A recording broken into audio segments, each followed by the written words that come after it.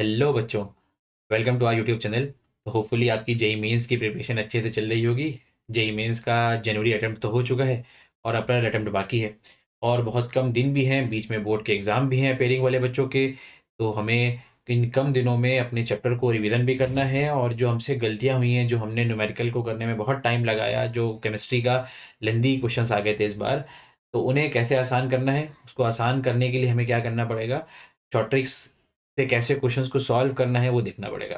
तो उसके लिए हम लोग अपने चैनल पर हर चैप्टर के 15 मोस्ट इम्पॉर्टेंट और एक्सपेक्टेड क्वेश्चन जो कि पीवाईक्यूज और मेमोरी बेस्ड क्वेश्चन हैं जनवरी अटेम्प्ट के, उसे सॉल्व करने वाले हैं। तो उसी में का एक पहला इंपॉर्टेंट चैप्टर है मोल कॉन्सेप्ट। मोल कॉन्सेप्ट से शुरुआत करते हैं केमिस्ट्री में और एक 15 इंपॉर्टेंट क्वेश्चन से, जिसको आप लोग देखिए और उस अपने क्वेश्चंस को सॉल्व करने का जो कम टाइम है उसको कम कम टाइम में सॉल्व करने का तरीका सीख लिए। चलिए आइए शुरू करते हैं मूल कॉन्सेप्ट से।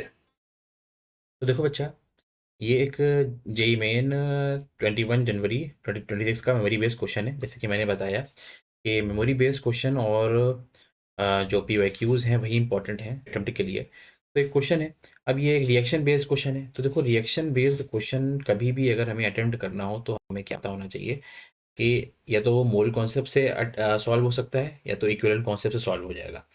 मूल कॉन्सेप्ट से हमेशा हमें क्या चाहिए होती है, रिएक्शन की बैलेंस्ड इक्वेशन चाहिए होती है। फॉर एग्जांपल ये इक्वेशन है 2a प्लस 3b और इससे हमें क्या मिल रहा है, 4c मिल रहा है।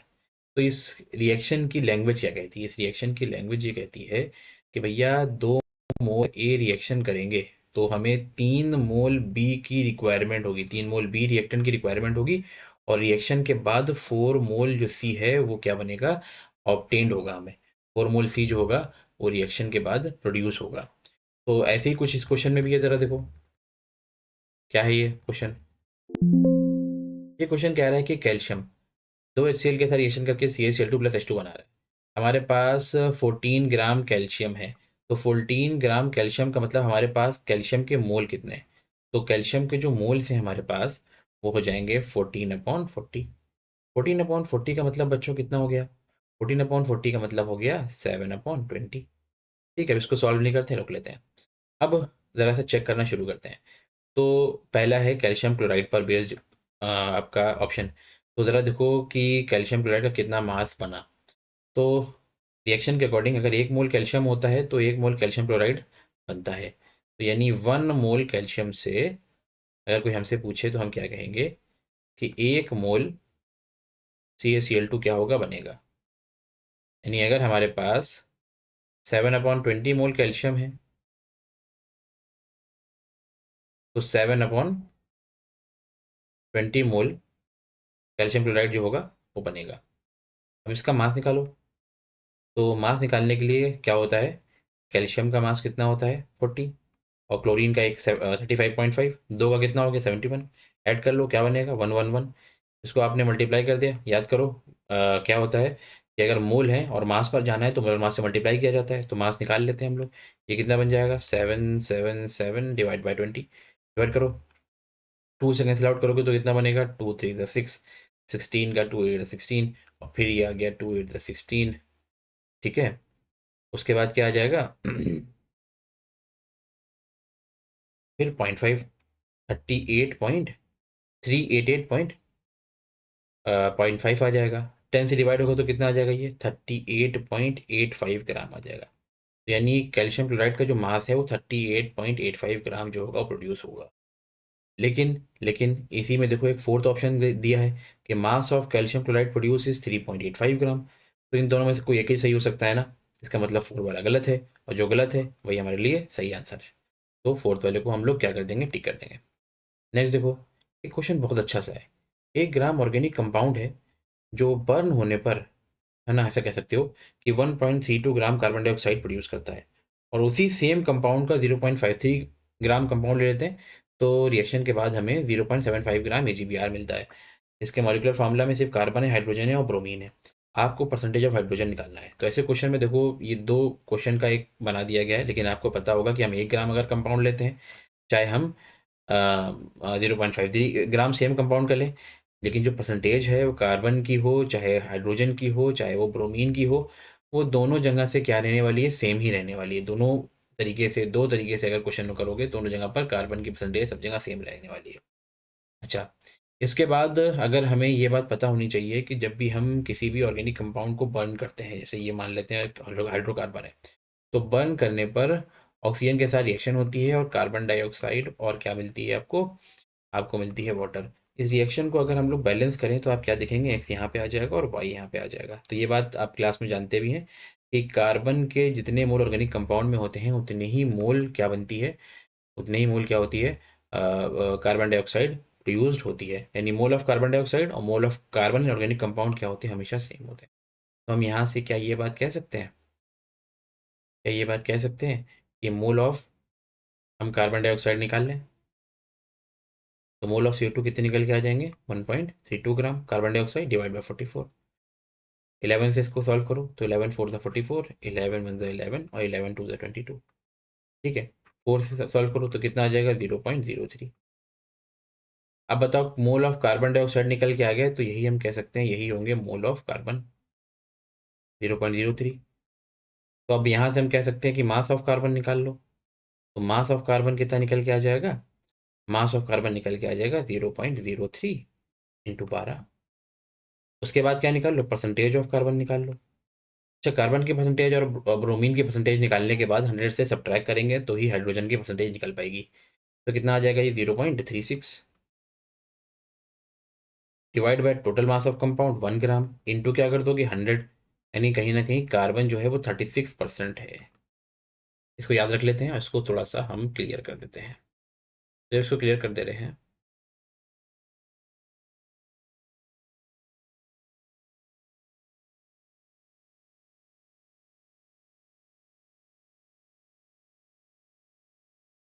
ठीक है,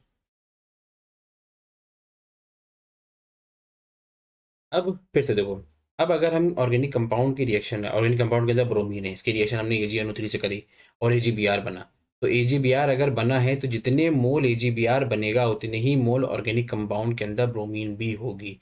अगर 1 मोल ब्रोमीन है ऑर्गेनिक कंपाउंड के अंदर तो 1 मोल AgBr बनेगा। 1 मोल, 2 मोल AgBr बना है तो 2 मोल ब्रोमीन होगा ऑर्गेनिक कंपाउंड के अंदर। तो हम सबसे पहले क्या निकाल लेते हैं, मोल ऑफ AgBr।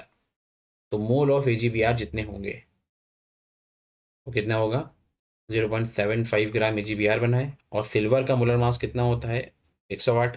ब्रोमीन का कितना होता है, 80।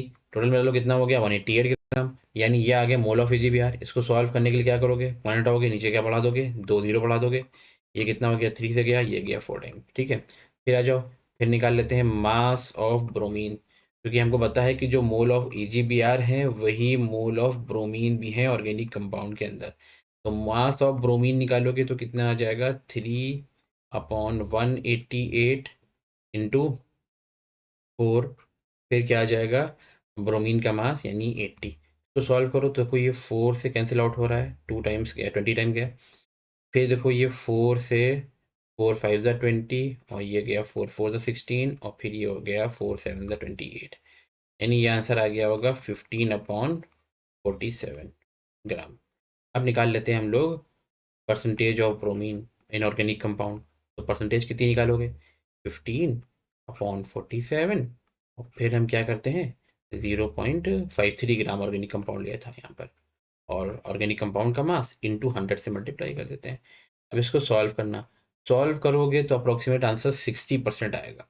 जैसे ही परसेंटेज ऑफ ब्रोमीन आ गया तो परसेंटेज ऑफ हाइड्रोजन निकाल लो। परसेंटेज ऑफ हाइड्रोजन कितना आ जाएगा, 100 में से 60 घटाओगे ब्रोमीन का परसेंटेज और 36 घटाओगे कार्बन का परसेंटेज, यानी अप्रोक्सीमेट आंसर जो आएगा वो 4% आएगा। और ऐसे इंटीजर टाइप क्वेश्चन में आपको 4 आंसर पुट करना था। ठीक है, नेक्स्ट देखो, फिर क्या कह रहे हैं कि आपके पास 8.74 ग्राम MnO2 है। ये भी देखो मेमोरी बेस्ड क्वेश्चन है, इवनिंग शिफ्ट में 21 जनवरी को पूछा गया है। अगर MnO2 की रिएक्शन HCl से करवाई जाए तो कितना मास ऑफ क्लोरीन प्रोड्यूस होगा। ठीक है, तो मास ऑफ क्लोरीन कितना प्रोड्यूस होगा। तो अगर आपको पता होना चाहिए कि MnO2 की जो रिएक्शन होती है किसके साथ, HCl के साथ, कंसनट्रेट HCl के साथ, तो हमेशा क्या बनता है, MnCl2 बनता है, प्लस वाटर बनता है, प्लस क्लोरीन गैस बनती है।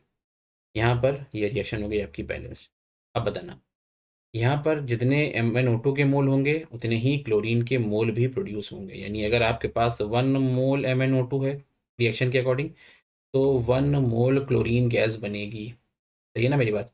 अच्छा देखो, अब पहले निकाल लेते हैं हम लोग मोल्स ऑफ MnO2। आपके पास 8.74 ग्राम क्या है, MnO2 है। और MnO2 का मोलर मास कितना होता है, क्वेश्चन में दिया गया 87.4। इसको सॉल्व करो तो यहाँ पर क्या आ जाएंगे, नीचे 2 जीरोस, ऊपर क्या आ जाएगा 1 जीरो, ये सॉल्व हो जाएगा, यानी आंसर आ जाएगा 0.1। यानी 0.1 मोल अगर आपके पास MnO2 होगा तो क्लोरीन के भी 0.1 मोल प्रोड्यूस होंगे। अब बताओ, मोल अगर आ गए हैं तो मास पर जाने के लिए हम क्या करते हैं, मोलर मास से मल्टीप्लाई, यानी 71 से मल्टीप्लाई, आंसर आ गया 7.1 ग्राम। यानी आंसर हो गया इसका फर्स्ट। ठीक है, चलिए देखो बच्चों, एक और क्वेश्चन है कि N2+3H2 गिव 2NH3।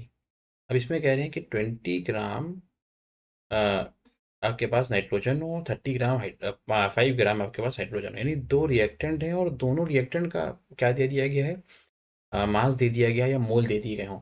तो ऐसे क्वेश्चन को हम लोग सॉल्व करने के लिए लिमिटिंग रिएजेंट का कॉन्सेप्ट इस्तेमाल करते हैं। याद करिए, क्लासेस में बताया गया है कि अगर कभी भी दो रिएक्टेंट के molar masses, sorry given masses या मोल्स दिए गए हों तो फिर आपको लिमिटिंग रिएजेंट का कॉन्सेप्ट लगाना होता है। इसमें आपको पता करना पड़ेगा कि कौन सा जो रिएक्टेंट है वो लिमिटिंग रिएजेंट है। रिएक्शन हमेशा लिमिटिंग रिएजेंट के अकॉर्डिंग ही होगी, जो दूसरा रिएजेंट होगा वो एक्सेस में होगा, उसके अकॉर्डिंग रिएक्शन नहीं होती है। जितनी भी कैलकुलेशंस होती हैं वो लिमिटिंग रिएजेंट के अकॉर्डिंग ही होती है। तो लिमिटिंग रिएजेंट निकालने के लिए आपको करना क्या होता है, आपको क्या करना होगा, जो मासेस है उन्हें मोल में कन्वर्ट कर लो, और जो मोल है फिर उसको stoichiometric coefficient of the balanced chemical equation से डिवाइड कर दो। जो नंबर छोटा आएगा वही लिमिटिंग रिएजेंट कहलाता है। यानी अगर हम पहले अगर देखें नाइट्रोजन है तो नाइट्रोजन के मोल कितने होंगे, नाइट्रोजन के मोल होंगे कितने, 20। और उसको हम डिवाइड कर देंगे किससे, molar mass of the nitrogen, यानी 28 से। यानी कितना हो जाएगा, ये 4 5 20 और 4 7 28। ठीक है ना, 5/7 आ जाएगा। अच्छा, मोल्स ऑफ हाइड्रोजन निकाल लें। तो मोल्स ऑफ हाइड्रोजन निकल के आ जाएगा, 5 ग्राम हाइड्रोजन है और 2 से डिवाइड करोगे तो अप्रॉक्सीमेटली 2.5 के बराबर आ जाएगा। और इसको सॉल्व कर लो, है ना। तो 5/7 को अगर हम देखें तो 5/7 का जो आंसर आएगा वो कितना होगा, 7 से 5 को ले जाना है, पॉइंट लगा, 0 बढ़ा दिया, तो 7 7 0.7 के अप्रोक्स आंसर ही आ जाएगा। अच्छा, अब LR का कॉन्सेप्ट है। तो LR निकालने के लिए हमें क्या करना होता है, LR निकालने के लिए नाइट्रोजन के जो मोल्स हैं, नाइट्रोजन के जितने भी आपने मोल्स निकाले हैं, 0.7 निकाला है ना, इसको क्या कर दो, इसका स्टोइकियोमेट्रिक कोफिशिएंट यानी 1 से डिवाइड कर दो, यानी आंसर 0.7 ही रहेगा।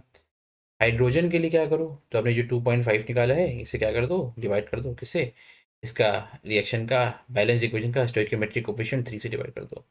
तो कितना आ जाएगा, 0.8 के अप्रोक्सीमेट आ जाएगा, 324, 0.8 आ जाएगा। अभी भी नाइट्रोजन का 0.7 वाला नंबर छोटा है, यानी ये जो आपने कैलकुलेशन की रफ में करी है, यहाँ से पता चल गया कि कौन LR है। यानी LR आपका नाइट्रोजन ही होने वाला है, यानी आंसर C या D में से कोई मिलेगा आपको।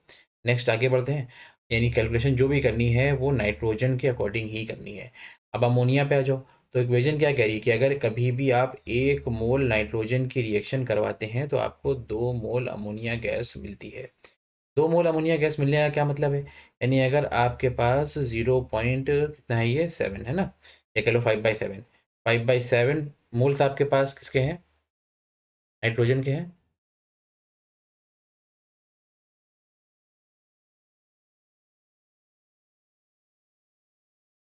तो 5/7 मोल नाइट्रोजन से आपको 2 × 5/7 मोल क्या मिलेगी, अमोनिया मिलेगी।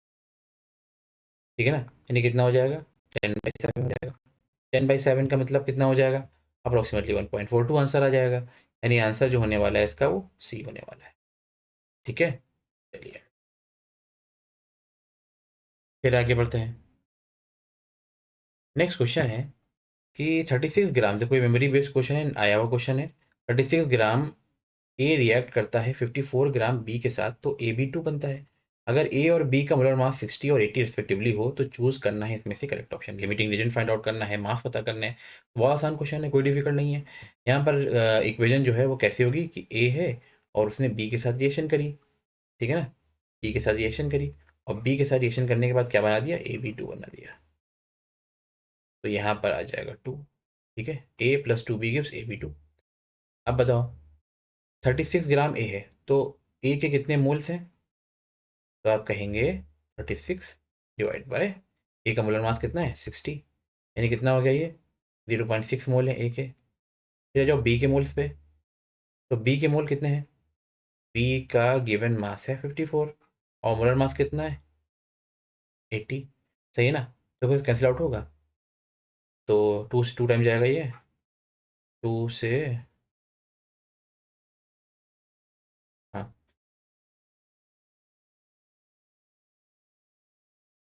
27/40 आ गया।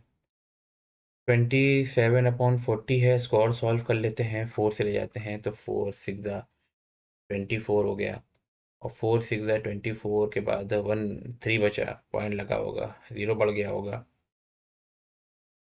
4 7 28 और 4 5 20 बाई 10 होगा, तो ये आ गया होगा 0.675 मोल्स।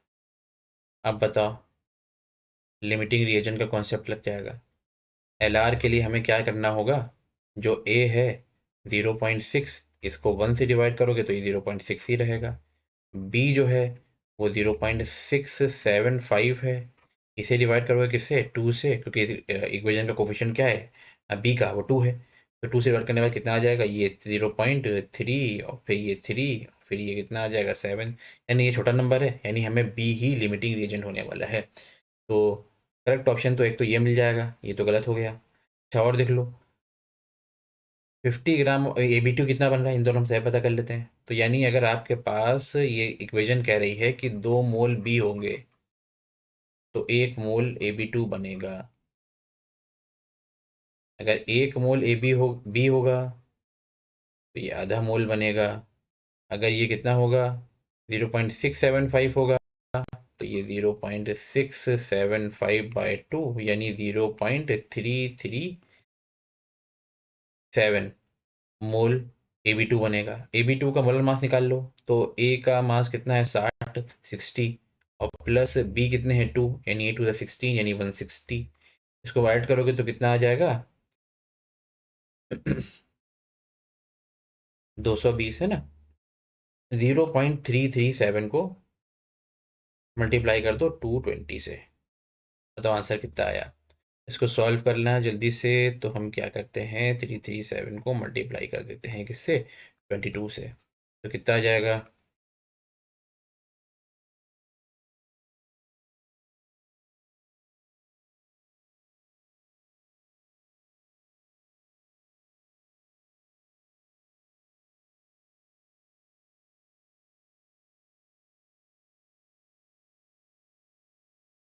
यानी 74.44 ग्राम आएगा ये आंसर।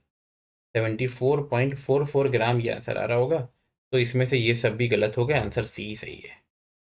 ठीक है चलिए नेक्स्ट देखो, कह रहे हैं कि कितने मास ऑफ मीथेन रिक्वायर्ड होगा 22 ग्राम कार्बन डाइऑक्साइड अगर प्रोड्यूस होती है बर्न होने के बाद।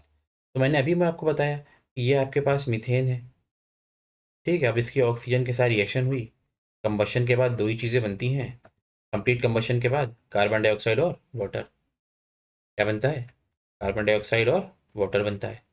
तो ये देखो, अब बताओ इस इक्वेशन को बैलेंस कर लो, बैलेंस करोगे तो एक कार्बन दो हाइड्रोजन यहाँ है, तो ये हो गया 4। ऑक्सीजन कितने आ रहे हैं 2 और 2 4, तो ये भी आपने बैलेंस कर दिया।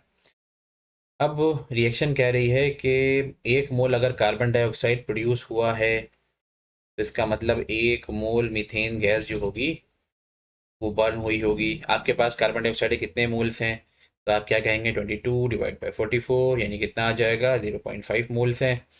यानी 0.5 मोल अगर कार्बन डाइऑक्साइड आपके पास होगी तो 0.5 मोल्स मीथेन गैस भी क्या होगी प्रोड्यूस होगी, सॉरी बर्न हुई होगी। तो इसका मास निकाल लेते हैं, तो जब मोल दिए गए हों मास पर जाना हो तो हम क्या करते हैं मोलर मास से मल्टीप्लाई करते हैं। एक कार्बन का हो गया मोलर मास 12, 4 हाइड्रोजन का 4 यानी 16, यानी आंसर आ गया कितना 8 ग्राम। इतना आसान क्वेश्चन था, आपको क्या भर देना होगा यहाँ पर 8। नेक्स्ट, अब बताओ ये देखो, ये जो है 2022 का PYQ है, और अभी जैसा हम लोगों ने क्वेश्चन किया उसी पर बेस्ड है।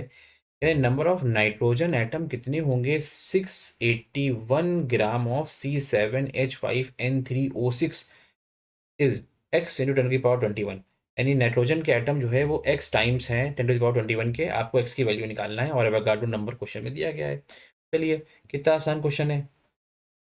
सबसे पहले हम क्या करते हैं, इसका मोलर मास निकालते हैं। अब मोलर मास निकालने के लिए क्या करना पड़ेगा, इस पूरे कंपाउंड का मोलर मास निकालना पड़ेगा, फिर मोल निकालेंगे। तो 7 कार्बन है, तो 7 कार्बन के लिए आप क्या करोगे, 7 को 12 से मल्टीप्लाई कर लो, तो कार्बन का कितना हो जाएगा, 7 2 14 और 7 1 7 और एक 8 84। 5 हाइड्रोजन, 3 नाइट्रोजन है, एक नाइट्रोजन कितना होता है 14, तीन है कितना हो जाएगा 3 4 12, 3 3 की 4 42। ठीक है, उसके बाद देखो 6 ऑक्सीजन है, एक ऑक्सीजन कितना होता है 16, 6 से मल्टीप्लाई करो तो कितना आ जाएगा 96। मोलर मास कितना हो गया 8, और ये हो गया, ये हो गया 4 और 5 9, 9 2 11, 11 और 6 यानी कितना आ जाएगा 17। फिर कितना हो गया 9 9 18, 18 और 4 22। ठीक है, ये आ गया 227, 227 है मोलर मास। तो अब हम निकाल लेते हैं इसका क्या निकाल लेते हैं, मोल्स। तो मोल निकालने के लिए क्या करेंगे, 681 को 227 से डिवाइड करते हैं। देखो 3 टाइम जाएगा, 3 7 21, और 2 to 7 को 3 से मल्टीप्लाई करो, 3 7 21, 3 2 6 7 8, 3 2 6 बिल्कुल जा रहा है।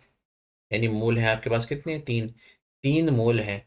अब बताओ क्या कह रहे हैं, हमको ये बात समझ में आती है कि एक मोल में हमेशा एवोगाड्रो नंबर के बराबर एटम्स होते हैं। तो अगर आपके पास टोटल मॉलिक्यूल कितने होंगे, तो टोटल मॉलिक्यूल जो होंगे वो होंगे 3 × 6.02 × 10⁻23। ये होंगे टोटल मॉलिक्यूल। अब बताओ, एक मॉलिक्यूल के अंदर नाइट्रोजन के एटम पूछे हैं ना, कितने हैं, 3 हैं। यानी टोटल नाइट्रोजन के एटम कितने होंगे, जितने भी मॉलिक्यूल हैं उसका ट्रिपल। टोटल नाइट्रोजन के एटम कितना हो जाएगा, 3 × 3 × 6.02 × 10⁻23, यानी 9 × 6.02। इसको मल्टीप्लाई करोगे तो 9 2 18 हो जाएगा, और फिर 9 6 कितना हो जाएगा 54। 54.18 × 10⁻23 आ रहा होगा।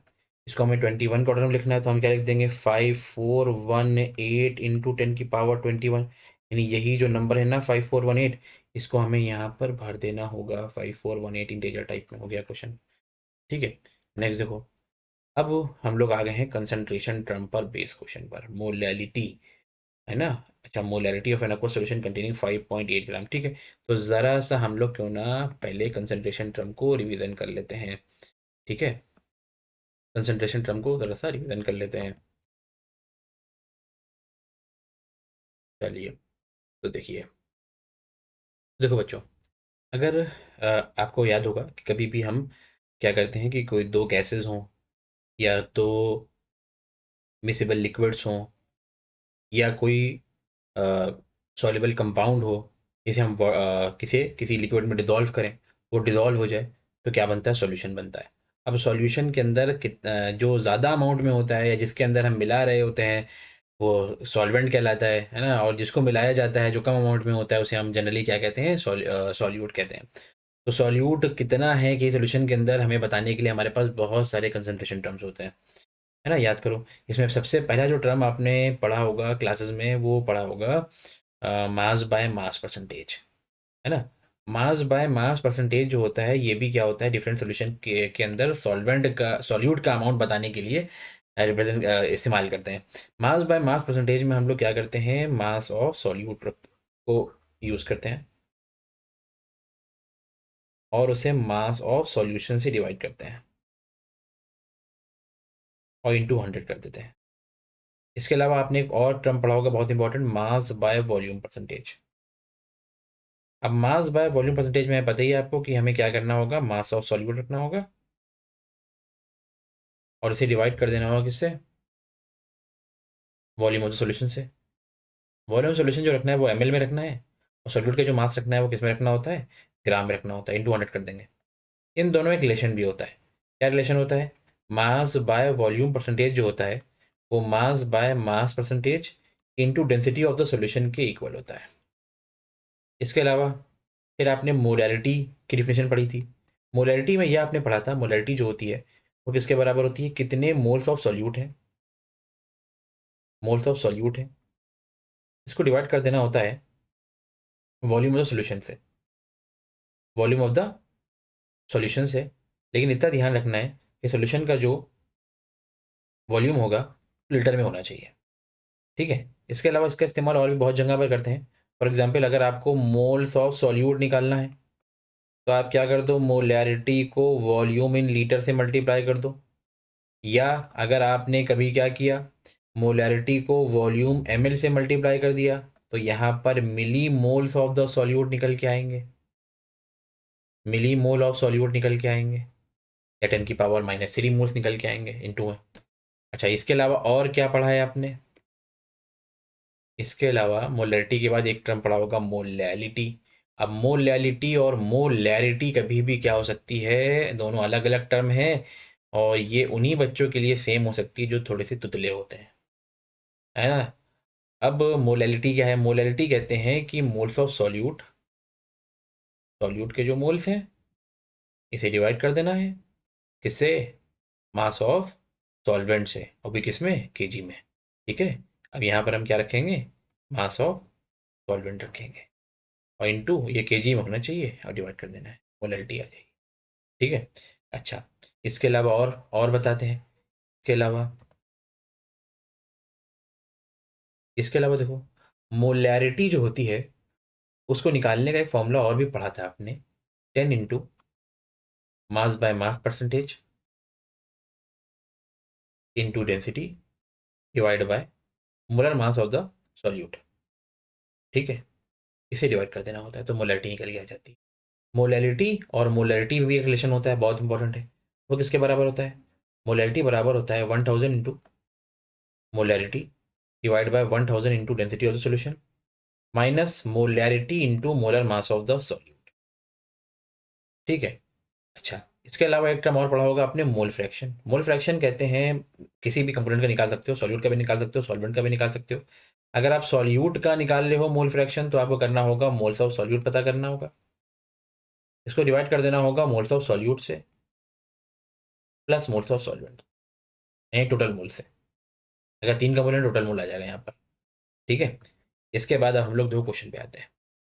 अब ये क्वेश्चन है, कह रहे हैं कि हमें क्या निकालना है, मोलैरिटी पता करना है, और ये 2024 के देखो शिफ्ट 1 में आया हुआ क्वेश्चन है, 4 अप्रैल वाले में।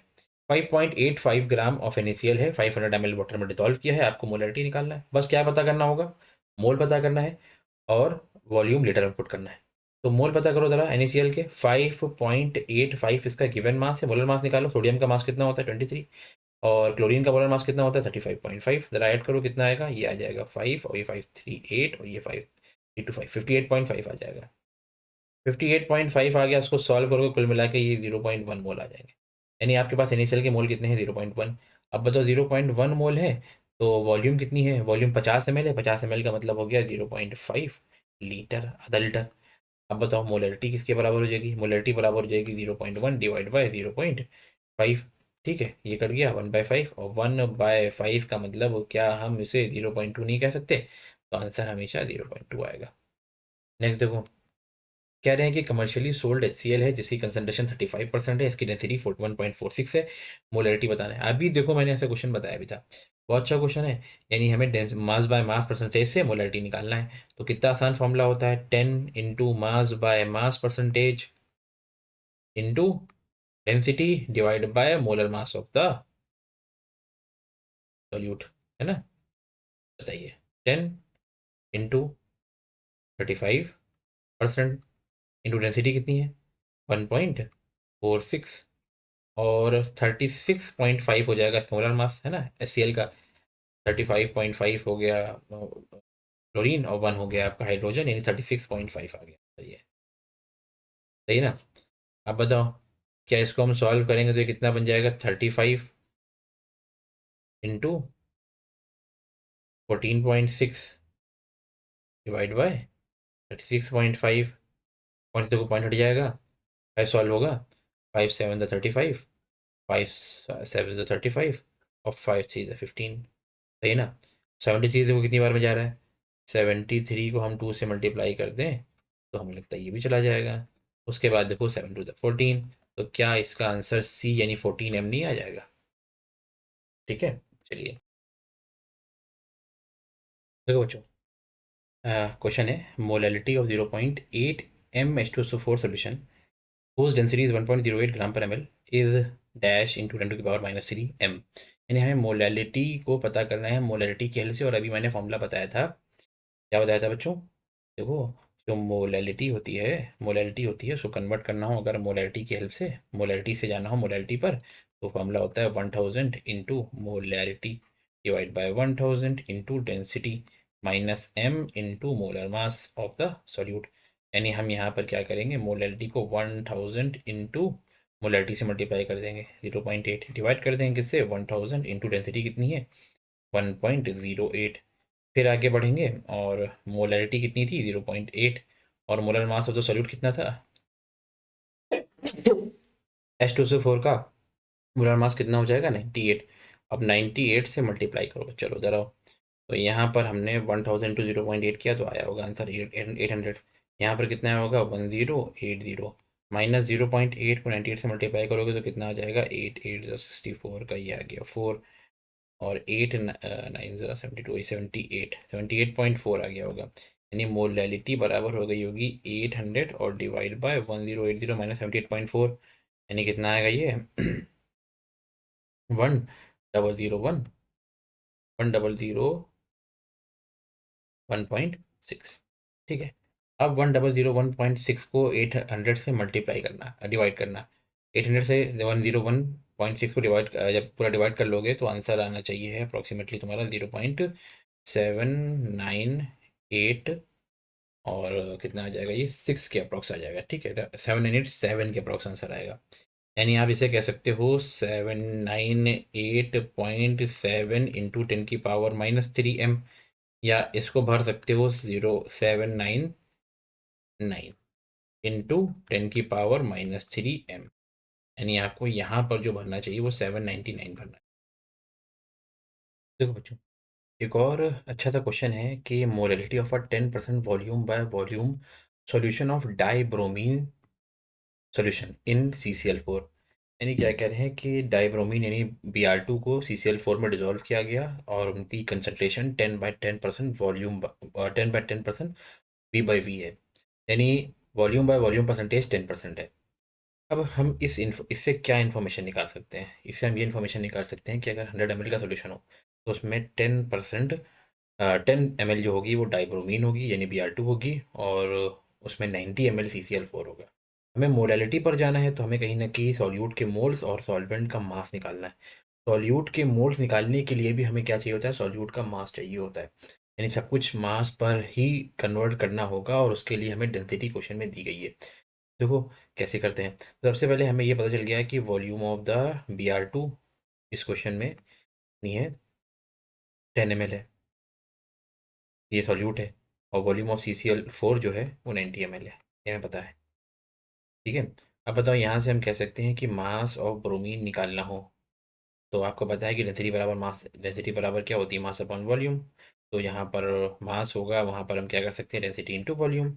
अब बताओ मास ऑफ ब्रोमीन किसके बराबर हो गया, डेंसिटी, डेंसिटी ऑफ ब्रोमीन कितनी है 3.2, और इसे हमने मल्टीप्लाई कर दिया किससे, इसके 10 ml वॉल्यूम से, यानी कितना आ गया ये 32 ग्राम। ठीक है, यहीं से इसके मोल में भी कन्वर्ट कर लो, तो मोल्स ऑफ ब्रोमीन कितने हो गए, 32 ग्राम गिवन मास, और ब्रोमीन का मोलर मास कितना होता है 160, क्वेश्चन में दिया गया था। अब बताओ इसको सॉल्व करोगे तो क्या कहोगे, ये आ जाएगा कितना 2/10 यानी 0.2 मोल्स।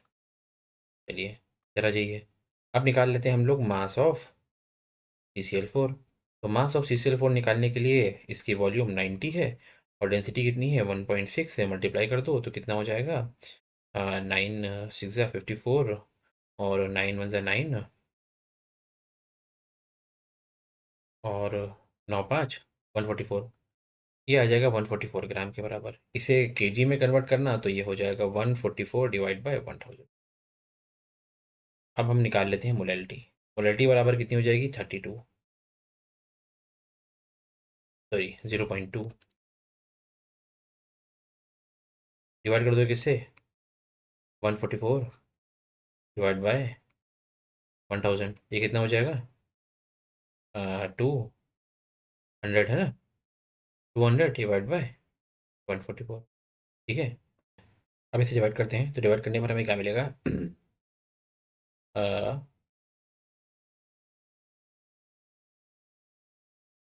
4 से जाएगा, 4 5 ज़ा 20, 4 3 ज़ा 12, और 4 6 ज़ा 24, फिर जाएगा 25, और ये जाएगा 18। 25 को 18 से डिवाइड कर लो। ठीक है, तो 18 से तो 1 टाइम चला जाएगा, तो कितना आ जाएगा?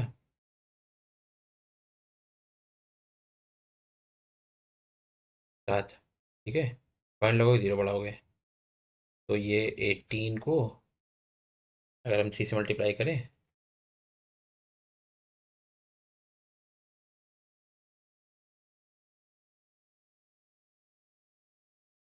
कितना आ जाएगा? 54। ठीक है, इसको सब्ट्रैक्ट करो, कितना आ गया? जिसमें से 4 6 16 आया। ठीक है, एक 0 और बढ़ा लो, तो फिर 8 टाइम जाएगा,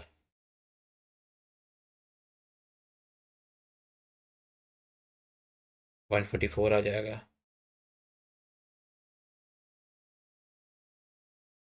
ये बार बार जाता रहेगा, 1388 बार बार आ जाएगा, 1.3888 ऐसे आता रहेगा। इसे हम लिख सकते हैं कितना? 138.8 इंटू 10⁻², या ये 139 इंटू 10⁻², लिखा जा सकता है, यानी हमारा जो आंसर आएगा वो 139 यहाँ पर आना। ठीक है, चलिए नेक्स्ट क्वेश्चन पे आगे बढ़ते हैं। तो नेक्स्ट क्वेश्चन क्या कहता है कि molality of aqueous solution of a urea is 4.44 m, mole fraction of a urea is x in 10⁻³ then the value of x will be. यानी हमें मोलैलिटी से मोल फ्रैक्शन पर जाना है। कन्वर्जन वाले क्वेश्चन बहुत इंपॉर्टेंट होते हैं, मैंने बार बार बताया था। अब देखो, मोलैलिटी की अगर हम बात करें तो मोलैलिटी से हमें इन्फॉर्मेशन क्या मिलती है? मोलैलिटी से ये इन्फॉर्मेशन मिलती है कि भैया अगर ये 0.4 मोल सॉल्यूट के थे तो उसको हमने 1 kg of the solvent dissolve किया था। यानी यहाँ पर moles of solvent solute urea के सॉल्यूट के मोल कितने हैं? 4.44 है। और सॉल्वेंट का जो मास है, मास, वो सॉल्वेंट कौन है? वाटर, वो कितना है? 1 kg। 1 kg का मतलब हो गया 1000 ग्राम। अब 1000 ग्राम को हम इसको मोल्स में कन्वर्ट कर लें तो मोल्स ऑफ वाटर निकल के आ जाएगा 1000 डिवाइड बाई 18, और ये आपको नंबर याद होना चाहिए, 55.55 या 55.56 मोल हो गए वाटर के। अब हमें क्या निकालना है? मोल फ्रैक्शन निकालना है। तो मोल फ्रैक्शन जो यूरिया का होगा उसमें हम क्या करेंगे? यूरिया के मोल 4.44 डिवाइड बाई किसे कर देंगे? 4.44 प्लस 55.56 ऐड कर लो, तो मोल्स ऑफ यूरिया जो निकल के आएगा, मोल फ्रैक्शन ऑफ यूरिया, वो 4.44 डिवाइड बाई, इसको ऐड करोगे तो कितना मिलेगा? 60।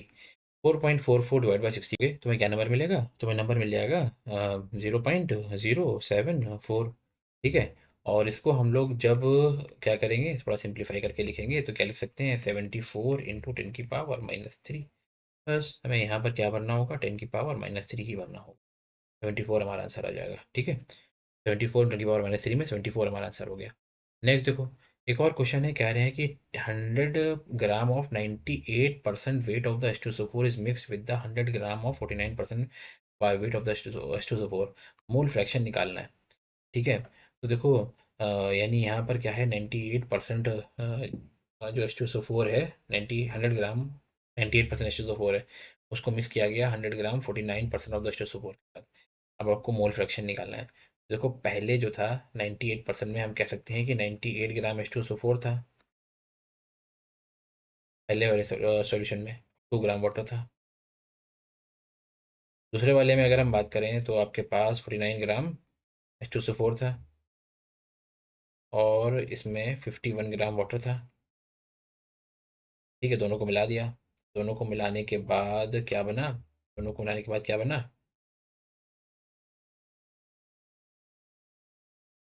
147 ग्राम H2SO4 हो गया। और उसमें 53 ग्राम वाटर हो गया। ठीक है, मोल्स में कन्वर्ट कर लो इसको। मोल में कन्वर्ट करोगे तो कैसे हो जाएगा? मोल में कन्वर्ट करने के लिए 147 को डिवाइड कर दोगे 98 से, तो जाएगा 49 टू ज़ा और ये 3 टाइम्स, यानी मोल फ्रैक्शन, मोल जो होंगे H2 से ऊपर के वो आ जाएंगे 1.5। वाटर में आ जाओ। वाटर के लिए आप क्या करोगे? वाटर के मोल निकालने के लिए 53 है ग्राम, और इसे डिवाइड कर दो किससे? 18 से। ठीक है, तो ये तो जाने से रहा, तो हम इसे डिवाइड कर लेते हैं 1 टाइम से, 2 टाइम्स चला जाएगा।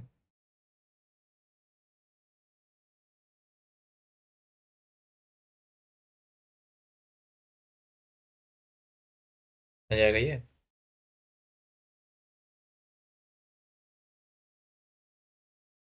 ठीक है, पॉइंट लगाओगे, जीरो बढ़ जाएगा, 9 टाइम ले जाना, तो हो जाएगा 9 8 ज़ा 72, फिर 9 1 ज़ा 9 और 9 16, कितना बचेगा? 8 80। ठीक है, तो फिर ये कितनी बार में जाएगा? 4 बार में चला जाएगा। ठीक है, 4 32 और 4 1 ज़ा 4, 7। ठीक है, 2.94 आ जाएंगे। अब यहाँ से H2SO4 का मोल फ्रैक्शन निकालो। 1.5 डिवाइड बाय 1.5 प्लस 2.94। ठीक है, ऐड करोगे तो क्या मिलेगा? 1.5 डिवाइड बाय 4.44, इसको डिवाइड करोगे तो मिल जाएगा 0.33, और जैसे 0.33 मिला तो यही आपका डी ऑप्शन सही हो जाएगा। ठीक है, नेक्स्ट देखो, एक और देखो, 2022 का आया हुआ क्वेश्चन है। कह रहे हैं कि 50 ml 0.5 मोलर ऑक्सैलिक एसिड को utilize 25 ml of solution of the sodium hydroxide, amount of NaOH in 50 ml of the given solution. ठीक है, चलिए आते हैं। तो सबसे पहले देखो, यानी अगर हमने ऑक्सैलिक एसिड की रिएक्शन करवाई है, किसके साथ? हमने NaOH के साथ रिएक्शन कराई, तो इसकी बैलेंस इक्वेशन लिखो। Na2H2C2O4 क्या हो जाता है? Oxalic acid. इसकी रिएक्शन तुमने NaOH से करवाई, तो बैलेंस करो और रिएक्शन कंप्लीट लिखो। क्या बनेगा? Na2C2O4 प्लस 2H2O, यानी ये रिएक्शन रही होगी। रिएक्शन क्या कह रही है कि अगर इसका 1 मोल लोगे तो इसके तुम्हें 2 मोल लेने पड़ेंगे। यानी हमारे पास कितने मोल हैं? पहले ऑक्सैलिक एसिड के, इसको पहचानो। मैंने तुम्हें बताया है, क्या बताया है कि कभी भी वॉल्यूम को अगर हम मोलैरिटी से मल्टीप्लाई करें तो मोल्स ऑफ सॉल्यूट निकल के आ जाएगा। अगर ऑक्सैलिक एसिड का सॉल्यूशन है तो ऑक्सैलिक एसिड के मोल कितने होंगे हमें पता चल जाएंगे। 50 को 0.5 से मल्टीप्लाई करोगे तो यानी आपको पता है मोल्स निकालने के लिए मोलैरिटी को वॉल्यूम से मल्टीप्लाई करते हैं। तो अगर ml में वॉल्यूम रखोगे तो मिली मोल निकल के आएंगे। 50 इंटू 0.5 से आप क्या कह सकते हो कि आपके 50 इंटू 0.5 से, 50 इंटू 0.5 से आप यहाँ पे क्या कह सकते हो? मोल्स निकल के आ गए 25 मिली मोल। ठीक है, बताओ। अब हमने क्या कहा कि हमारे पास ये रिएक्शन कह रही है कि अगर 1 मोल ऑक्सैलिक एसिड होगा तो आपको 2 मोल NaOH चाहिए चाहिए। अगर एक 25 मिली मोल H2C2O4 होगा तो आपको 50 मिली मोल NaOH चाहिए होगा। ठीक है, अब इसका हमारे पास क्या है? 25 ही ml NaOH का सोल्यूशन है। ठीक है, और उसमें मोल NaOH कितने होना चाहिए? 25 मिली मोल होना चाहिए। तो यानी अगर हम मोलैरिटी निकालें NaOH की, तो NaOH की मोलैरिटी निकल के आ गई कितनी? NaOH की मोलैरिटी निकल के आ गई 50 मिली मोल्स को मोल में कन्वर्ट कर लिया, डिवाइड बाय वॉल्यूम कितना है? 25 ml है। 25 को 1000 से डिवाइड करोगे 10 10 की पावर -3 यहाँ पर भी आ जाएगा, यानी 2 मोलैरिटी निकल के आ गई। अब आते हैं हम लोग इसके नेक्स्ट पार्ट पर, यानी आपके पास मोलैरिटी जो है NaOH की वो 2 मोलर है। इस 2 मोलर NaOH का हमने 50 ml लिया और उसमें NaOH का मास निकालना है। ठीक है, तो ज़रा देखिए, हम फिर से क्या निकालते हैं, इसके सेकंड पार्ट का जो हमारा क्वेश्चन रिक्वायर्ड है उसमें हम पता करते हैं। क्या करते हैं हम लोग बच्चों NaOH के मोल्स पता करते हैं। तो NaOH के मोल पता करने के लिए आपने क्या किया, मोलैरिटी को वॉल्यूम से मल्टीप्लाई कर दिया। ठीक है, 50 ml से मल्टीप्लाई कर दिया। 50 ml से मल्टीप्लाई करोगे तो कितना निकल के आ जाएगा, 100 मिली मोल्स। 100 मिली मोल को हम लोग कह सकते हैं 0.1 मोल्स। और 0.1 मोल का जो मास होगा, NaOH का मोलर मास कितना होता है, 40 ग्राम। यानी 0.1 इंटू आपने कर दिया इसको 40 से मल्टीप्लाई, 4 ग्राम आंसर आ जाएगा। ठीक है, 4 जो है इसका वो 4 ग्राम है, 10 नहीं था, सही कर लिया मैंने। 4 ग्राम जो है वो आंसर आएगा। तो 4 ग्राम जो है फोर्थ में होगा और आंसर नंबर 4 आपका करेक्ट ऑप्शन होगा। तो इस तरह से बच्चों देखो हम लोगों ने बहुत अच्छे अच्छे हर टाइप के 15 मोस्ट प्रोबेबल क्वेश्चन को प्रैक्टिस किया है। जैसे कि मैंने बताया भी था कि इसमें हम लोगों ने जो PYQs हैं और जो क्या कह सकते हो कि रिसेंट के PYQs और साथ में मेमोरी बेस्ड क्वेश्चन जो हैं, जो जनवरी अटेम्प्ट के हैं, उनको सॉल्व किया है। यानी अप्रैल अटेम्प्ट के लिए जो क्वेश्चन बहुत इंपॉर्टेंट हो सकते हैं मोल कॉन्सेप्ट से, हम लोगों ने उसके 15 क्वेश्चन प्रैक्टिस कर लिए हैं। तो होपफुली क्वेश्चन सब समझ में आए होंगे और मिलते हैं अब हम लोग नेक्स्ट वीडियो में। थैंक यू, जब तक के लिए आप लोग वीडियो को क्या कर लें, लाइक कर दें, शेयर और सब्सक्राइब कर लें। बहुत काम आने वाले हैं सब वीडियोस। ठीक है, थैंक यू।